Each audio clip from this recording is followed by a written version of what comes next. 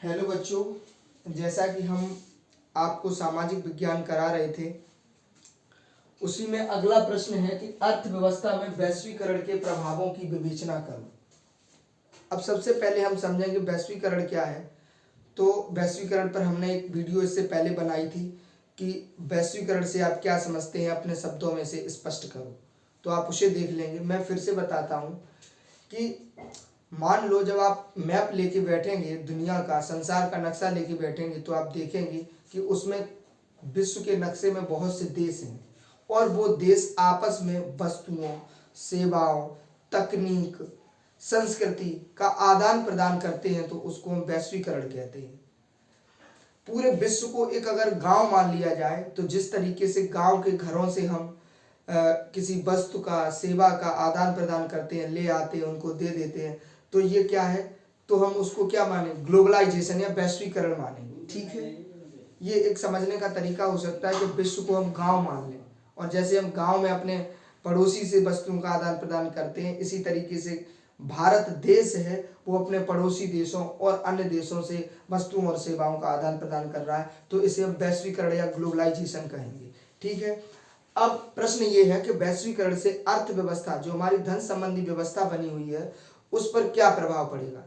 ठीक है, तो बेटा प्रभाव दो तरीके से पड़ सकता है, या तो अच्छा प्रभाव पड़े या तो खराब प्रभाव पड़े।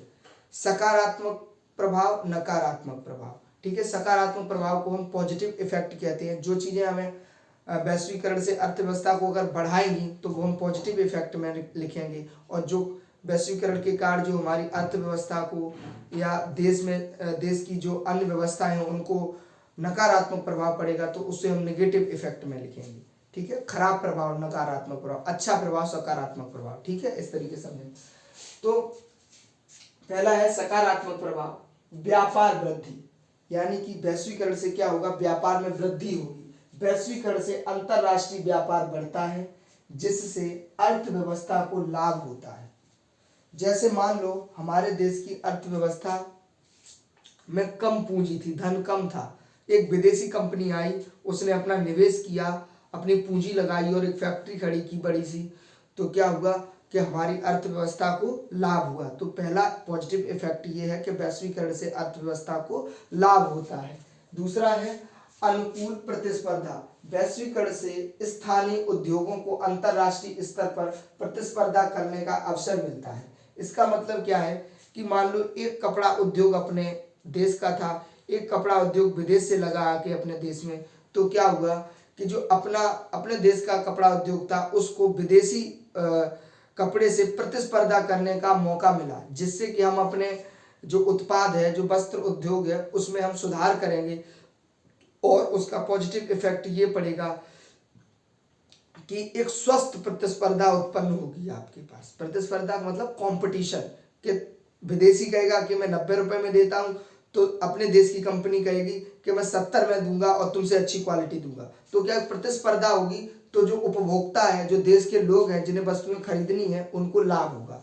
तो ये एक दूसरा प्रभाव सकारात्मक हो गया। तीसरा है विदेशी निवेश। वैश्वीकरण से विदेशी निवेश आकर्षित होता है, जिससे अर्थव्यवस्था को पूंजी मिलती है। विदेशी निवेश का मतलब है विदेश से जो विदेशी कंपनियां हैं वो अपने देश में पूंजी लगाती हैं, धन लगाती हैं, फैक्ट्रियां खोलती हैं, कंपनियां खोलती हैं, जिससे क्या होता है कि अर्थव्यवस्था को पूंजी मिलती है, यानी कि अपने देश की जो अर्थव्यवस्था है उसको क्या मिलेगा, धन मिलेगा। तो ये भी एक सकारात्मक प्रभाव हुआ। व्यापार में वृद्धि होगी, अनुकूल प्रतिस्पर्धा होगी और विदेशी निवेश। ठीक है, तो ये सकारात्मक प्रभाव हुए, यानी कि वैश्वीकरण से के कारण ये ऐसे प्रभाव हैं जो अच्छे हैं। अगला है नकारात्मक प्रभाव, यानी कि खराब प्रभाव, नेगेटिव इफेक्ट। असमानता। वैश्वीकरण से लाभ असमान रूप से वितरित होता है, जिससे गरीब और अमीर होता जाता है, यानी गरीब और अमीर के बीच की खाई बढ़ती जाती है। ये तो खराब चीज है भाई। वैश्वीकरण से के कारण क्या हो रहा है कि गरीब होता जा रहा है और अमीर होता जा रहा है, जिससे कि गरीबी और अमीरी के बीच की खाई बढ़ती चली जा रही है।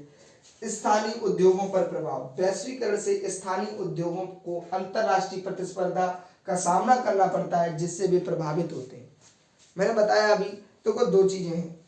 जैसे अगर तुम्हारे सामने किसी ने दुकान खोली है और आपकी दुकान है, या तो आप उससे प्रतिस्पर्धा करें, कंपटीशन करें तो फायदा है, और अगर आप उससे कंपटीशन में हार जाते हैं, पीछे रह जाते हैं, तो आपका जो दुकान है, यानी कि जो अपने देश की वस्तुएं हैं, देश की दुकान है, वो कैसी जाएगी, नीचे चली जाएगी, जिससे क्या होगा कि नुकसान होगा। समझो इसको, इस तरीके से समझो कि मान लो एक कार कंपनी है अपने देश की, एक कार कंपनी है वो विदेश की है।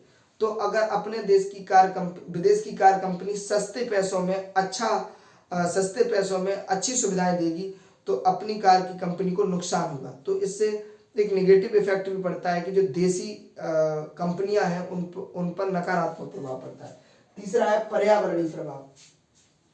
पर्यावरणीय प्रभाव क्या है कि मान लो अगर कोई कंपनी विदेश से लग रही है आपके यहाँ आके, औद्योगिकरण हो रहा है, उद्योग अधिक से अधिक लग रहे हैं, तो वो पर्यावरण को प्रभावित करते हैं। जैसे कोई वस्त्र उद्योग लगा है तो वस्त्रों की रंगाई के लिए जो रंग यूज किया जाता है उसको बाद में पानी में बहा दिया जाता है, जिससे नदियां प्रदूषित हो रही हैं। कोई ऐसा उद्योग लगा है जो वायु प्रदूषण कर रहा है, तो उससे वायु प्रदूषित हो रही है। तो वैश्वीकरण के कारण जो पर्यावरण है, जो हमारे आसपास का वातावरण है, उस पर भी बेटा नकारात्मक प्रभाव पड़ता है। तो अब आशा करता हूँ ये प्रश्न समझ में आ गया होगा, आप इस वीडियो को देख लेंगे और लिख लेंगे। ठीक है।